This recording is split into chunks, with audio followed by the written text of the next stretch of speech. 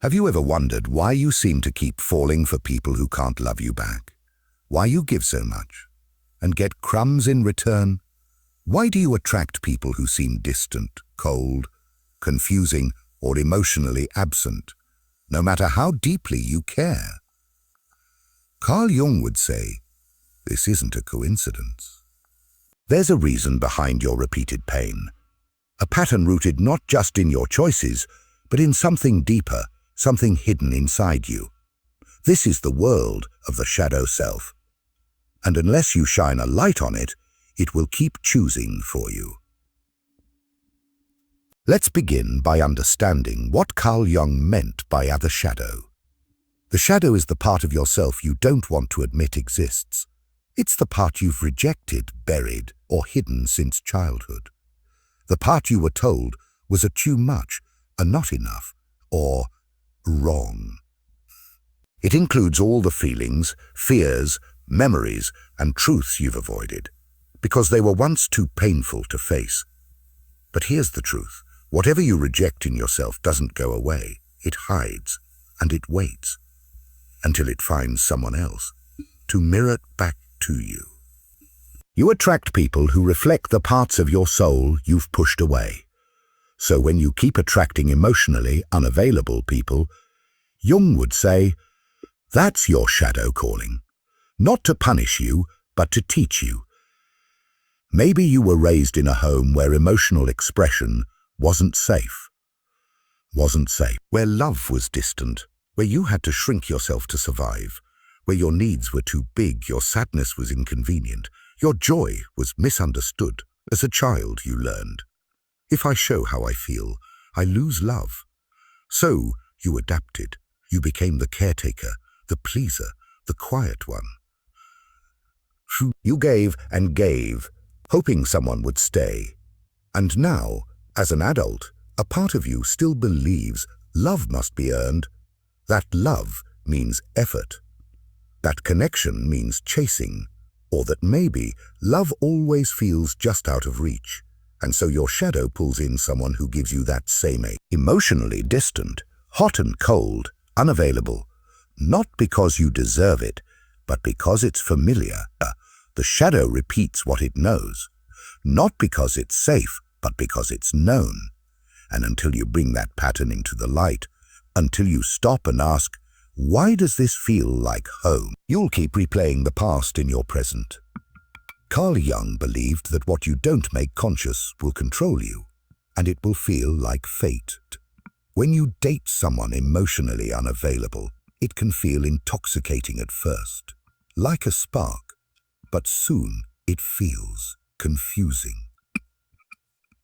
You're left second-guessing yourself, wondering what you did wrong, trying harder, getting crumbs, and blaming yourself for starving. This isn't love. This is reenactment. You are reliving old wounds, hoping this time you'll be chosen. You weren't born to beg for love. You were born to remember it lives inside you. So how do you stop the pattern? First, become aware of what's hiding in your shadow.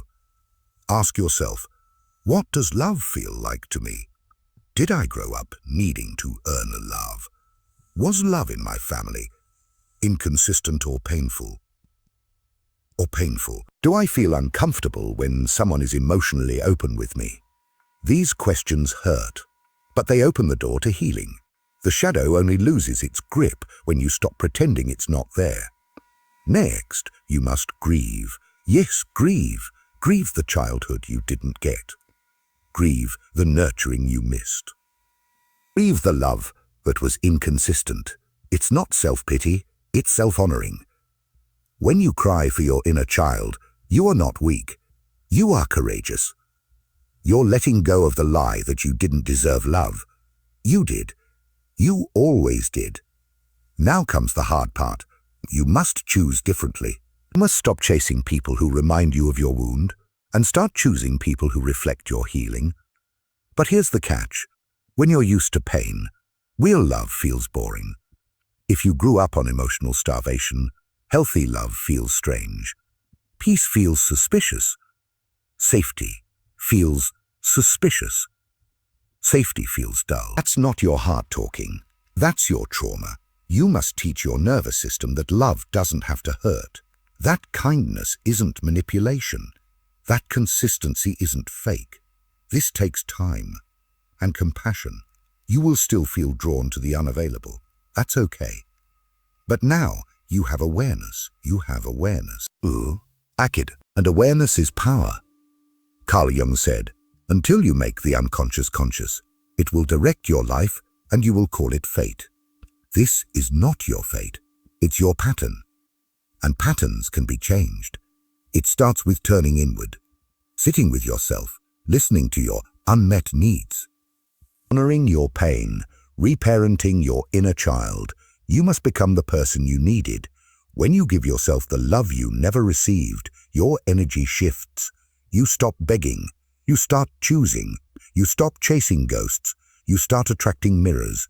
Love doesn't hide. It doesn't confuse. Doesn't punish you for needing it. Real love holds space for your truth. But before you find that love in someone else, you must find it within. Jung believed in something called individuation, the journey of becoming whole, of integrating all the parts of yourself, the light, the dark, the broken, the strong. It's not about perfection, it's about honesty. It's about honesty. And your relationship patterns are a mirror of your inner world. So if your love life feels painful, it's not a sign that you're unworthy. It's a message. Your shadow wants your attention. Not to shame you, but to free you. You are not broken. You are becoming. You are becoming. You are remembering who you were before the world told you who to be. You are not here to fix others, to feel whole.